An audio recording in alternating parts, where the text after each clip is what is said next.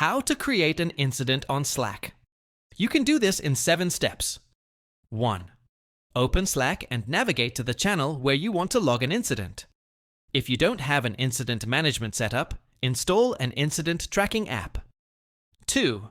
Search the Slack app directory for tools like OpsGenie, PagerDuty, or FireHydrant, and install one of them. 3.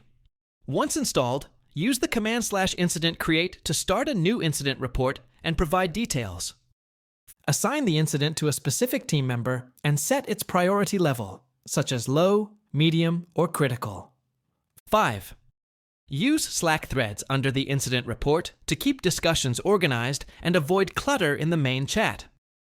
6. Update the incident status as it progresses, using /incident update commands if your app supports it.